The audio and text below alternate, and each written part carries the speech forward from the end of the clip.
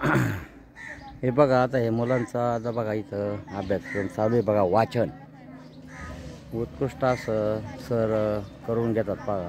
अण्णा या ना इकडे 2 मिनिट 2 मिनिट या ना या ना या ना इथे या ना. बघा ना कसे वाचतात मुलं बघा ना. बघा ना कसे वाचतात. मी समोर पुढे जाऊन बघा ना सांग कसे वाचतात कोण काय चुकतंय काय. पण ते काय झाले अण्णा सगळं शिक्षण चांगलं आहे पण असं इथं काय आहे स्टॉप कमी आहे आणि त्यामुळं इथं मुलांच्यावर लक्ष द्यायला माणसं एका जर माणसाला जर 2-2 वर्ग सांभाळायचे म्हणल्यावर हे त्यांना अवघड पडतं. स्टॉप कमी. हां मग 5च आहेत ना इथं आपल्याला 8 पाहिजेत तर 5च आहेत.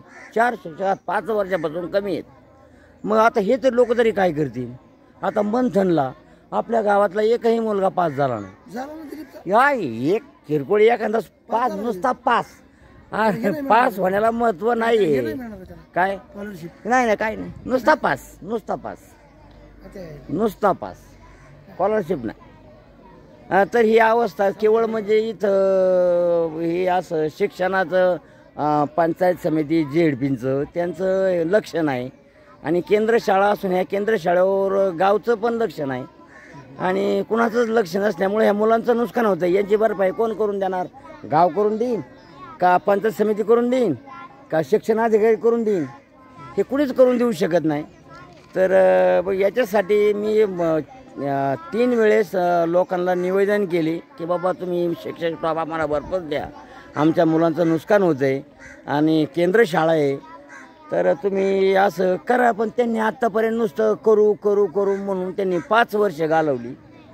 तर हे असं मुलं आता 5 वर्षाच्या जे आज नुकसान झाले याची भरपाई जर ते कुणीच करू शकत नाही आणि आता जर करायचं नाहीच काय म्हणतात तर मग शेवटी आपल्या ग्रामस्थातर्फे शाळेचं लॉकडाऊन हे आमचं ठरलेलं आहे.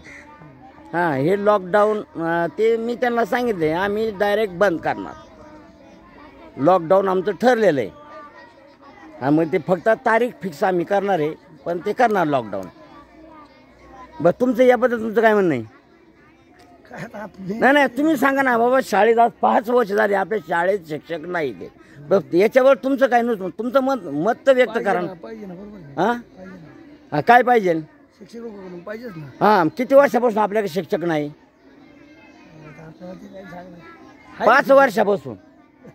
सर सांगा सर तुम्ही सांगा. नाही बोला तुम्ही सांगा ना किती. मी सांगतो 5 वर्षापासून नाही. हां नुसतं आता एकाच जर माणसाला जर 2-2 वर्ग सांभाळायचे म्हणल्यावर मुलांचं नुकसान होतं. हां नाही तुम्ही बोला ना काय तर तुम्ही आता गावची कारभारी आहे तुमची मुलं इथं शिकतात ना सगळे होतात. मग आता मग याच्या आवाज कोणी उठवायला पाहिजे. सगळ्यांनी बोललं पाहिजे.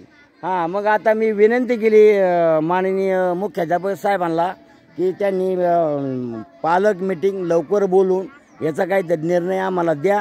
हे मुलांचं नुकसान होते. आज तालुक्यात 1 नंबरची शाळा आंबळ्याची असताना हे शाळा D वर्गात गेली. तर याच्यावर म्हणजे हे जबाबदार कोण आहेत आणि काय आहे याची चौकशी करावी. धन्यवाद.